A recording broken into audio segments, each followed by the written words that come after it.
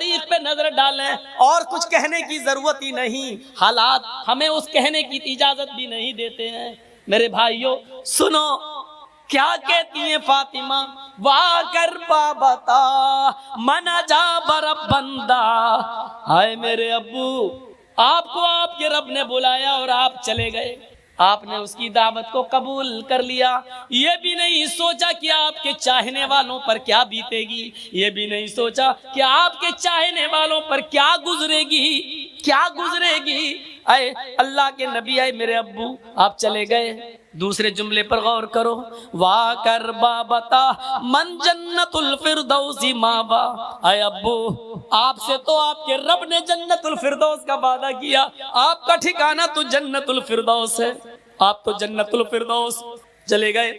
تیسرے جملے پر غور کرو، وا کر بابتا الی جبریل ننا، اے ابو اب قرآن کس کے اوپر نازل ہوگا، اب جبرائیل قرآن کی آیتیں کس کے اوپر لے کر آئیں گے، اب قرآن کس پر نازل ہوگا، آپ نہیں تو قرآن بھی بند ہو جائے گا، اس کی آیتیں نازل ہونا بھی بند ہو جائے گا، اس لیے کہ صاحب قرآن ہی نہیں رہا تو قرآن کس پر نازل ہو، نہیں اے ابو میں جبریل کو منع کر دوں گی اب وہ قرآن لے کر نہ آئے، اے ابو اب میں جبریل کو روک دوں گی اب وہ قرآن لے کر نہ آئے، اس لیے کہ صاحب قرآن نہ رہا اس دنیا میں، صاحب قرآن اب نہ رہا۔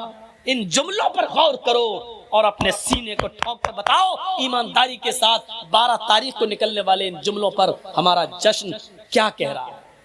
پھر فاطمہ کہتی ہیں، لوگوں 12 تاریخ کو میری اوپر میرے ابو کی جدائی کے بعد غموں کے ایسے پہاڑ ٹوٹے، جو مصیبتیں جو غم میرے اوپر آئے اگر وہ غم کسی پہاڑ کی اوپر ڈال دیے جاتے تو پہاڑ بھی چور چور ہو جاتا، ریزہ ریزہ ہو جاتا، اور جو غم میرے ابو کے بعد مجھے ملے، میرے ابو کی جدائی پر مجھے ملے، اگر وہ غم کسی دن پر ڈال دیے جائیں تو وہ دن بھی رات میں بدل جائے۔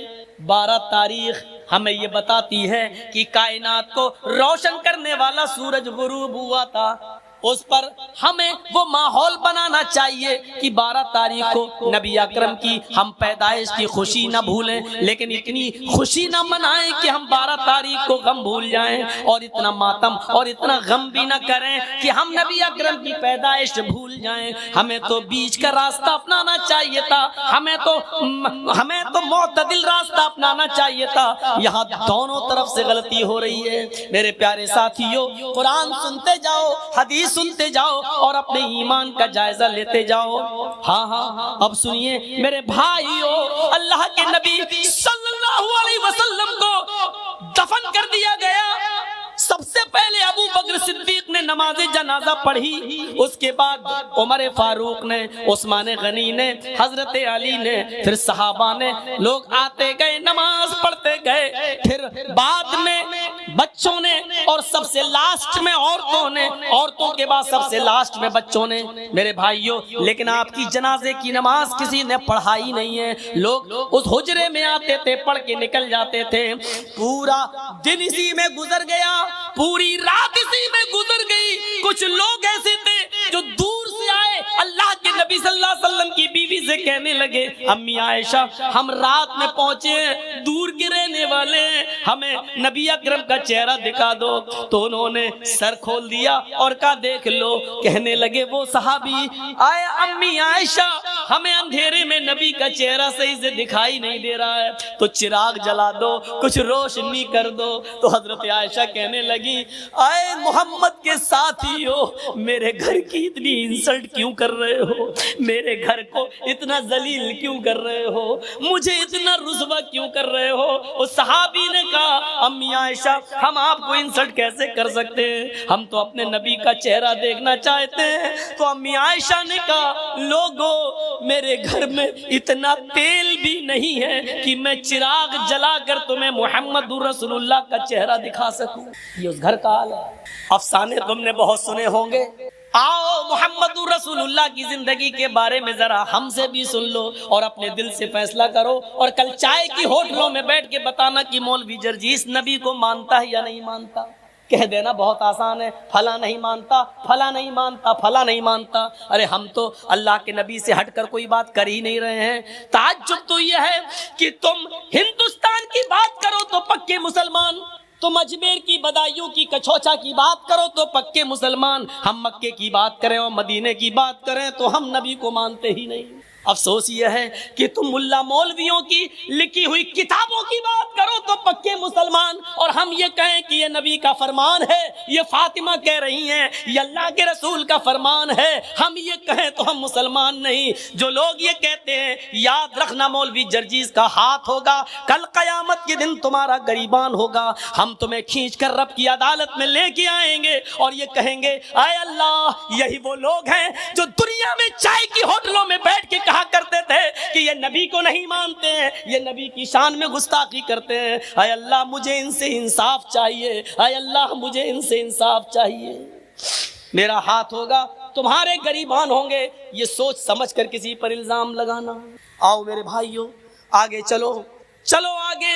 حضرت محمد رسول اللہ کی جنازے کی نماز پڑھ لی جاتی ہے، دفن کر دیا جاتا ہے، اور دفنانے کے بعد پہلی اذان کا وقت ہوتا ہے، حضرت بلال کو آواز دی جا رہی ہے این البلال، بلال کہاں ہے؟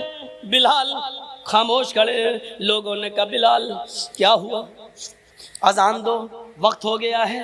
حضرت بلال نے منع کر دیا، حضرت بلال نے منع کر دیا، لوگوں محمد رسول اللہ کے رخصت ہو جانے کے بعد اب ہم سے اذان کے لیے مت کہو۔ اللہ کے رسول جب سامنے کھڑے ہو جاتے تھے تو اشہد ان محمد رسول اللہ کہتے ہوئے میں ان کے چہرے کا دیدار کرتا تھا۔ اب نبی ہمارے سامنے کھڑے نہیں ہوں گے تو میں کس کا چہرہ دیکھوں گا؟ حضرت بلال اس حد تک نبی اکرم کی جدائی میں اس حد تک چلے گئے کہ وہ جہاں گلی جس گلی میں جاتے یہی کہتے ہیں اللہ کے رسول مجھ سے کیا غلطی ہو گئی، مجھے چھوڑ کے کیوں چلے گئے؟ اے میرے نبی میں نے کیا خطا کی، مجھے چھوڑ کے آپ چلے گئے؟ یہ ان کی زبان سے جملے نکلنے لگے۔ لوگوں نے ان کو مدینے سے باہر بھیج دیا، یہاں رہیں گے، مسجد نبی کے بغل میں روضہ رسول کو، نبی اکرم کی قبر کو دیکھیں گے تو یہ نبی کو بہت یاد کریں گے۔ چلو ان کو کچھ مہینوں کے لیے باہر بھیج دیں۔ 6 مہینے تک وہ ملک شام میں رہے، اور 6 مہینے کے بعد انہوں نے نبی اکرم کو خواب میں دیکھا۔ 6 مہینے کے بعد خواب میں دیکھا تو کہا، اللہ کے نبی خواب میں ان سے کہہ رہے اے بلال تو میرا مدینہ چھوڑ کے کہاں چلا گیا؟ اے بلال تو میری قربت چھوڑ کے کہاں چلا گیا؟ اے بلال تو میری نزدیکی چھوڑ کے کہاں چلا گیا؟ اے بلال تو مدینے میں واپس آ جا۔ فجر کی نماز پڑھتے ہی گھوڑا دوڑا دیا اور چلنے لگے۔ لوگوں نے کہا بلال کہاں جا رہے ہو؟ کہنے لگے مجھے میرے آقا نے بلایا ہے، مجھے میرے نبی نے بلایا ہے، اب شام چھوڑ کر میں مدینے کی طرف جا رہا ہوں۔ 6 مہینے کے بعد مدینے آئے، مدینے میں پہنچ کر فوراً لوگوں سے پوچھا کہ مجھے محمد رسول اللہ کی بیٹی فاطمہ سے ملواؤ۔ فاطمہ رضی اللہ تعالیٰ عنہا کی شکل محمد رسول اللہ سے اپنے ابو سے بہت ملتی جلتی تھی، بہت حد تک ایک تھی۔ لوگوں مجھے فاطمہ کا چہرہ دیکھ لینے دو کہ ان کو دیکھ کر میں محمد رسول اللہ کو یاد کر لوں گا۔ لوگوں نے کہا بلال تم مدینے سے باہر تھے، ٹیلی گرام کا اور موبائل کا زمانہ نہیں تھا۔ اے بلال تمہارے آنے سے چند دن پہلے محمد رسول اللہ کی بیٹی حضرت فاطمہ بھی اس دنیا سے چل بسی، وہ بھی اللہ کو پیاری ہو گئی، وہ بھی اب اس دنیا میں نہیں رہی۔ نظریں آسمان پہ ڈالی، اے اللہ نبی کا غم ابھی بھولا نہیں تھا، کیا ایک اور غم میرے اوپر آ گیا؟ فاطمہ بھی اس دنیا میں نہ رہی۔ زبان سے نکلا انا للہ و انا الیہ راجعون۔ کسی طرح خاموش ہوئے، باتیں ہوئیں، اور تھوڑی دیر کے بعد اذان کا وقت ہو گیا۔ لوگوں نے کہا بلال مہینے گزر گئے تمہاری اذان نہیں سنی، بلال آج اذان دے دو۔ کہنے لگے نبی اکرم کے رخصت ہونے کے بعد اب اذان کے کلمات مجھ سے نہ دلواؤ۔ ادھر نبی کے نواسے حسن آ گئے، ادھر حسین آ گئے۔ دونوں کہنے لگے اے بلال جانتے ہو ہم کون ہیں؟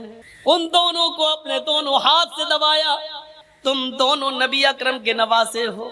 میرے نانا نے کیا کہا تھا؟ جس نے میرے نواسوں کا دل توڑا اس نے محمد الرسول اللہ کا دل توڑا۔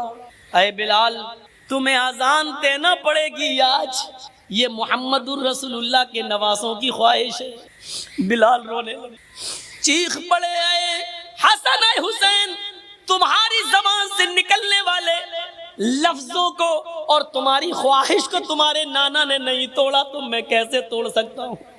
میں اذان دوں گا۔ وضو بنایا، اذان دینے کے لیے کھڑے ہو گئے۔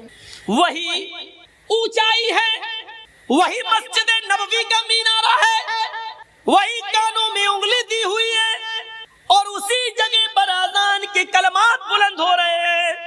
حضرت بلال کی اذان سننے کے لیے لوگوں نے پہلے ہی مسجد بھر دی۔ اذان سے پہلے ہی مسجد آباد، کھجور کے پتوں کی بنی ہوئی چٹائیاں بچھی ہوئی، سارے لوگ مسجد میں بیٹھے ہیں۔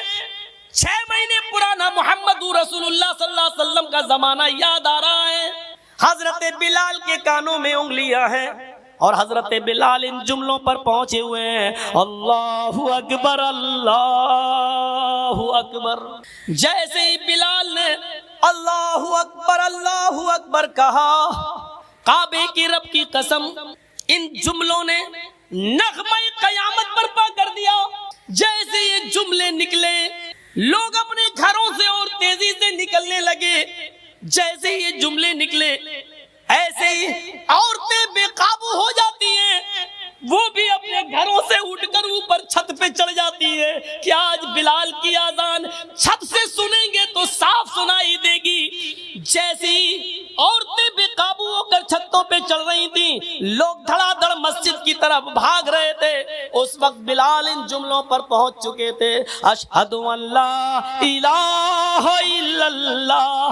بلال کی زبان سے جب یہ جملے نکلے اشہد ان لا الہ الا اللہ، اس وقت تک پرندے درختوں کی اوپر بیٹھ گئے تھے، گویا کہ پرندے بھی حضرت بلال کی اذان سننے کے مشتاق ہوں۔ درختوں کے پتوں کی جنبشیں بند تھیں کہ شاید آج وہ بھی اذان سننا چاہتی ہیں۔ یہ ساری چیزیں بے قابو تھی، عورتیں چھتوں پہ چڑھ کے بلال کی اذان سننا چاہ رہی ہیں، درختوں کے پتے جنبش نہیں کر رہے ہیں، چہچانے والے پرندے بھی خاموشی کے ساتھ بلال کی اذان سن رہے ہیں، اور صحابہ کرام کی آنکھوں میں آنسو ہے۔ نبی اکرم کا زمانہ یاد آ رہا ہے، ایک ایک صحابی کی آنکھوں سے گرنے والے آنسوؤں نے مسجد نبوی پر کھجور کے پتوں کی بنی ہوئی چٹائی کو بھگو دیا ہے، پوری کی پوری چٹائی تر ہو جاتی ہے۔ حضرت بلال ان جملوں پر پہنچتے ہیں، اشہد ان محمد الرسول اللہ۔ ابھی ان کی زبان سے محمد کا جملہ ہی نکل پایا تھا، رسول اللہ کا جملہ نہ نکلنے پایا کہ ان کی نگاہ وہیں پہنچ جاتی ہے جہاں جناب محمد رسول اللہ کھڑے ہو جایا کرتے تھے اور بلال سے کہتے تھے کہ اذان دو، اور بلال انہیں دیکھ کر پوری اذان دیا کرتے تھے۔ آج اس جگہ پر نبی اکرم کو غائب پایا، آج اس جگہ پر محمد رسول اللہ کو موجود نہ پایا، پریزنٹ نہ پایا۔ جیسے ان کی نظر اس جگہ گئی اور نبی کو موجود نہ پایا تو غشی آئی، چکر آئے اور بے ہوش ہو کر وہ زمین کی اوپر گر پڑے۔ لوگوں نے پانی کے چھینٹے مارے، بقیہ الفاظ دوسروں نے ادا کر دیے، ان پر چھینٹے مارے گئے، پانی کے چھینٹے مارے گئے، ہوش میں لایا گیا اور کہا بلال نے، لوگوں میں نے تمہیں پہلے ہی کہا تھا، نبی اکرم صلی اللہ علیہ وسلم کے انتقال کے بعد اب مجھ سے اذان کے لیے نہ کہا کرو، میں محمد رسول اللہ کہتے ہوئے کس کے چہرے کو میں دیکھوں۔ یہ اندازہ تھا، ہمیں سوچنا چاہیے، لیکن قبر ان کی بھی۔ فاطمہ رضی اللہ تعالیٰ عنہ کے سینٹنسز پر غور کیجئے، بار بار نہیں دہراؤں گا، ان کو بھی رخصت ہونا پڑا، لیکن وہی چیز یاد کریے، ایک طرف انسان ہم اور آپ مر جائیں اور مرنے کے بعد ہمارا حساب کتاب نہ ہو اور مٹی میں ملا دیے جائیں، یہ بہت اچھی چیز ہے کہ اگر ایسا ہو جائے، لیکن ایسا ہوگا نہیں۔ مسئلہ یہ نہیں ہے، مسئلہ یہ ہے کہ مرنے کے بعد بھی تو چین نہیں ہے۔ دنیا میں اگر اچھے عمل کیے ہیں تو ان کا انعام قبر میں ہی ملنا شروع ہو جاتا ہے، اور اگر ہم نے اور آپ نے اچھے عمل نہیں کیے ہیں تو مرنے کے بعد اس کا عذاب بھی شروع ہو جاتا ہے۔ ابھی قیامت میں تو حساب ہونا الگ باقی ہے، وہ ایک الگ چیز ہے۔ اب میں کسی سے پوچھوں رحمت کے کتنے درجے ہیں؟ 100۔ اور دنیا میں اللہ نے کتنا درجہ اتارا ہے؟ صرف ایک مرغی کو دیکھیے آپ، مرغی بلی کو دیکھتی ہے فوراً بھاگتی ہے، لیکن وہی مرغی جب انڈوں پر بیٹھتی ہے اور انڈوں سے چوزے نکلتے ہیں، اور مرغی جہاں سڑک پر دانا چگتی ہے اپنے بچے اس کے پیچھے پیچھے آتے ہیں، اچانک بلی کو دیکھتی ہے مرغی تو بھاگتی نہیں ہے۔ اب آپ دیکھیے وہ مرغی اب بھاگ نہیں رہی ہے کیونکہ جانتی ہے اگر میں بھاگوں گی تو میرے بچے مارے جائیں گے۔ وہ مرغی اپنے پروں سے کھول کر اپنے بچوں کو سمیٹتی ہے اور بلی کے سامنے سینہ تان کے کھڑی ہو جاتی ہے۔ اس مرغی کے اندر اپنے بچوں کی محبت اور اپنے بچوں کی الفت کے لیے پروں کا کھول دینا اور اپنے بچوں کا سمیٹ لینا، یہ اسی ایک درجے محبت کا حال ہے، یہ اسی ایک درجے محبت کا حال ہے، 99 درجے نہیں۔ ایک کتیا جب اس کے بچے پیدا کرنے کا وقت آتا ہے تو آپ دیکھیے کتیا بھی ایسی جگہ تلاش کرتی ہے کہ ہم اپنے پیٹ سے اپنے بچوں کو جنم دے سکیں جہاں دوسرے کتے نہ پہنچ پائے اور خطرناک جانور وہاں پہنچ کر ہمارے بچوں کو مار نہ ڈالیں۔ آپ نے دیکھا کبھی؟ وہ کتیا بھی ایسی جگہ تلاش کرتی ہے جہاں اس کے بچے محفوظ رہ سکیں۔ یہ محبت اس کتیا کے اندر کس نے ڈالی؟ ایک بکری کو دیکھیے، ایک گائے کو دیکھیے، ایک بھینس کو دیکھیے، جب وہ بچہ جنتی ہے تو کتنی غلاظت اور گندگی اس بکری کے بچے کے اندر ہوتی ہے۔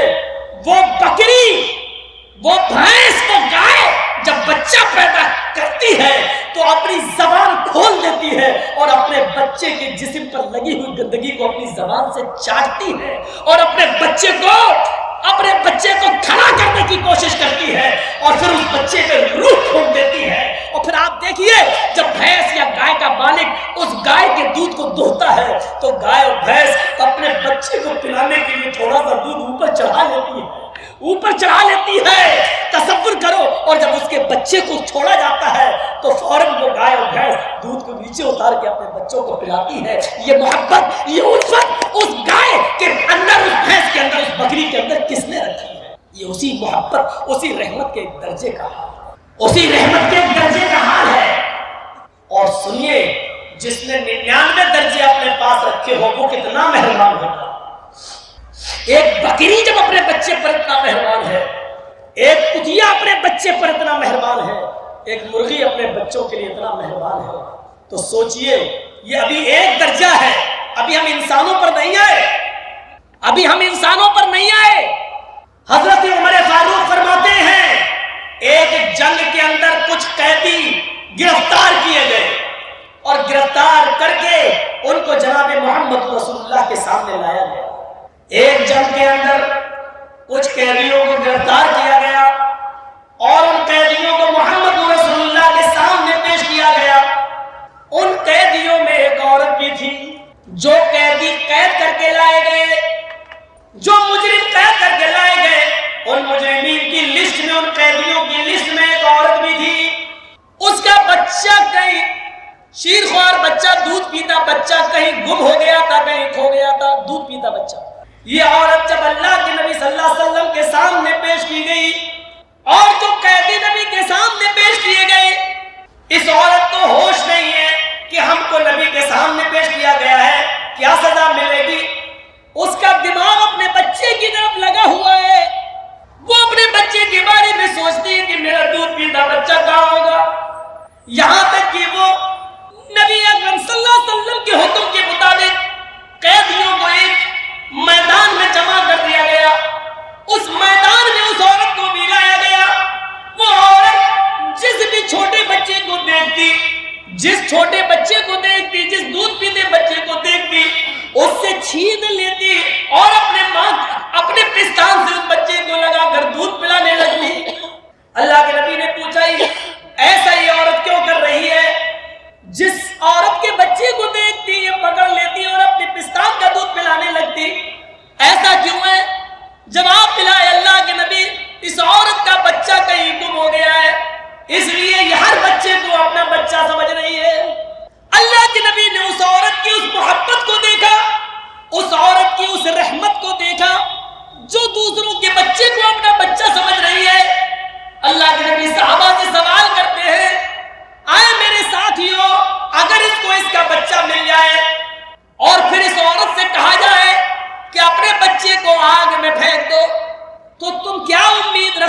کیا یہ عورت اپنے بچے کو آگ میں ڈال دے گی؟ تصور کرو نبی کا سوال. جو عورت دوسرے کے بچے کو اپنا بچہ سمجھ رہی ہے، اگر اس کو اس کا بچہ مل جائے پھر اس عورت سے کہو کہ اپنے بچے کو آگ میں ڈال دے، جلتی ہوئی آگ میں ڈال دے، تو کیا وہ ڈال دے گی؟ صحابہ نے کہا نہیں، ہرگز نہیں. اس کی محبت یہ کبھی گوارا نہیں کرے گی کہ وہ اپنے بچے کو آگ میں ڈال دے. اللہ کے نبی فرماتے ہیں میرے ساتھیوں، رب کی رحمت کے 100 درجوں میں سے ایک درجہ رحمت کا یہ حال ہے کہ وہ اپنے بچے کو آگ کے حوالے نہیں کر سکتی ہے. جس کے پاس 99 درجے رحمت ہو وہ قیامت کے دن اپنے بندے کو جہنم کی آگ میں کیسے ڈالے گا؟